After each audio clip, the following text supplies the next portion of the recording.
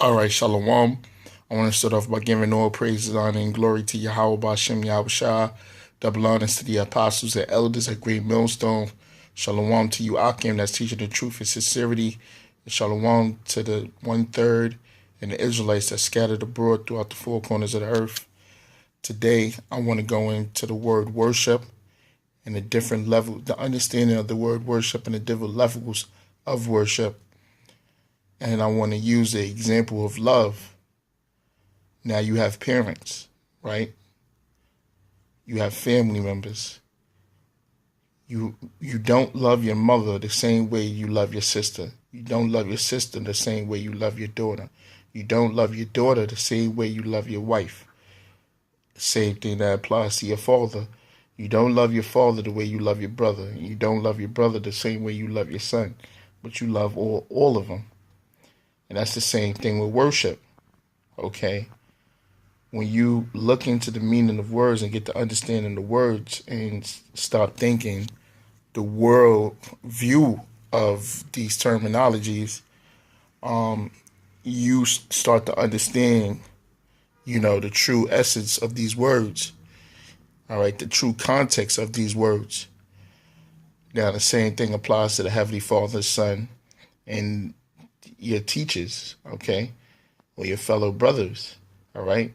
You don't worship the Most High the same you worship the Son. You don't worship the Son the same way you worship your teachers. Or I would put it in layman's terms, you don't reverence the Heavenly Father the same way you reverence the Son. You don't reverence the Son. You don't reverence the Son the same way you reverence the men on earth. And you don't reverence the men on earth, such as your apostles and teachers, okay, the elders, the same way you reverence your brothers. Everybody has a different form or a different level of reverence, a different level of worship, because worship is synonymous with bowing down, with reverencing, with showing respect, with showing gratitude, okay, plain and simple.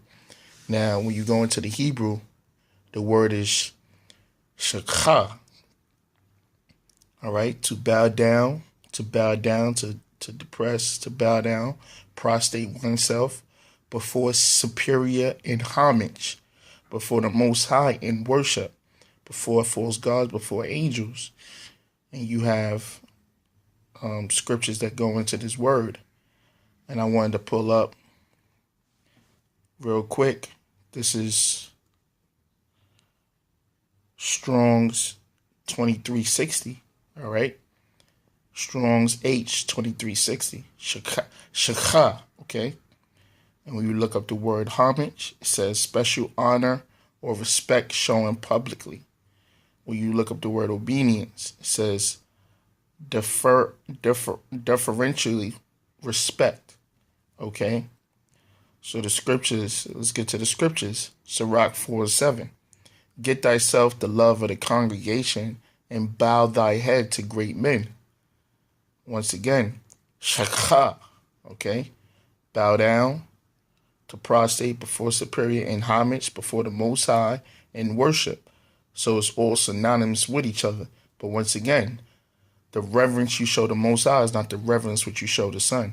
The reverence which you show the Son is not the reverence that you show the men on earth.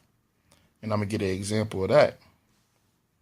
Okay, this is Genesis chapter 37, verse 9. And he dreamed yet another dream and told his brethren and said, behold, I have dreamed a dream more. This is going into the history of our forefather Joseph. I have dreamed a dream more, and behold, the sun and the moon and the 11 stars was made obedience to me. And when you look up the word obedience,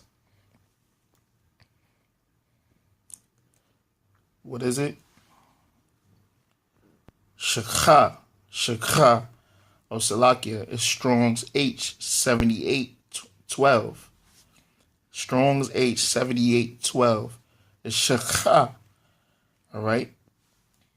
Which means to bow down, it's the same thing, all right? To worship. So Joseph had a dream that his brothers was going to worship him. It says the 12 stars was made obedience to me, And he told his father and to his brethren, and his father rebuked him and said unto him, What is this dream that thou hast dreamed? Shall I and thy mother and thy brethren indeed come to bow down or to worship ourselves to thee on earth? And his brother envied him, but his father observed the same.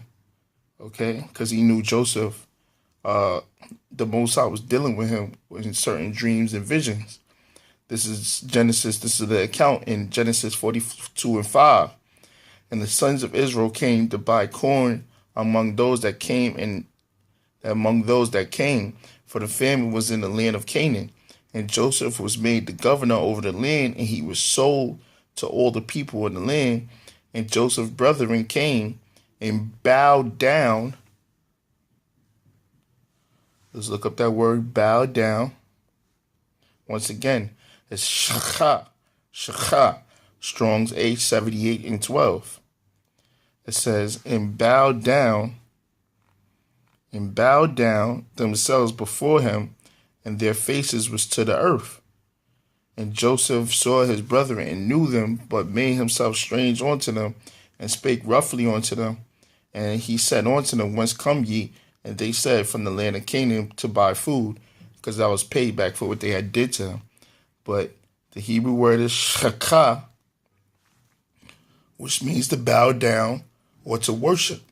And we know that worship is synonymous with homage, special honor to or respect shown publicly, okay, or reverence, okay.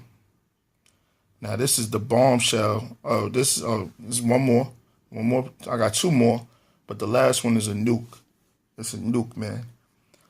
This is 1 Samuel 24:7. It says, this is the account of David and Saul. So David stayed his servants with these words, and suffered them not to rise against Saul.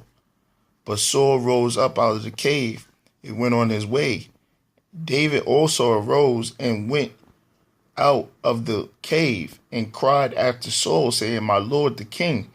And when Saul looked behind him, David stooped his face to the earth and bowed himself. Why? Because that's a sign of reverence. That's a sign of humility, and that's a sign of respect, the sign of worship. I bet you, let's look up that word. All right. Once again, the Hebrew word, Strong's H78:12, shakha. All right, which means to bow down or to worship. Now this is the nuclear bomb right here, man. All right. This is 1 Chronicles chapter 29, verse 19. And give unto Solomon my son a perfect heart to keep thy commandments, thy testimonies, and thy statutes, and to do all these things, and build the palace for the which I made provision.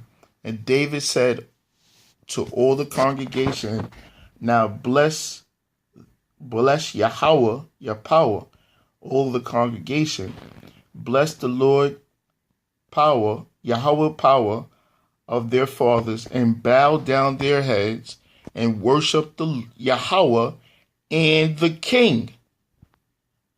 Well, let's look up the word worship in this scripture. There it go again. Bow down their heads and worship. Showing you that worship is the same Hebrew word for bow down, for obedience, and reverence. It's shakha. All right.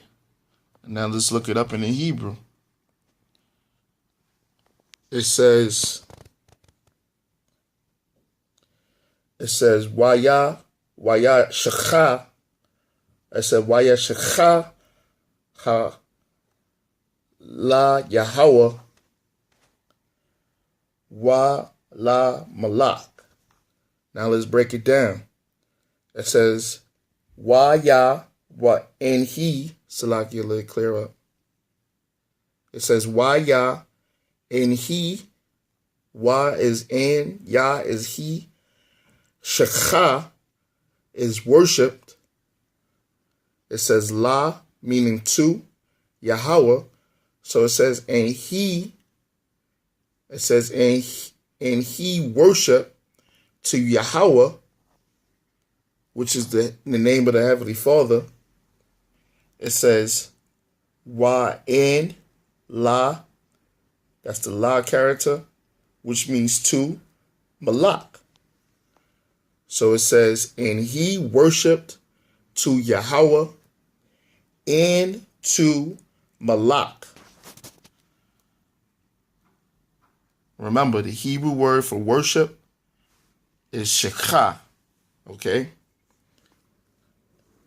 All right? So I'm going to read it again. This is 1 Chronicles 29:20. And David said to all the congregation, now bless Yahweh your power, and all the congregation bless Yahweh power of the fathers, and bow down their heads and worship Yahweh and the king. So there's different forms of reverence and there's different forms of worship. And the Most High, the Son, and the teachers get all different forms of worship. I pray you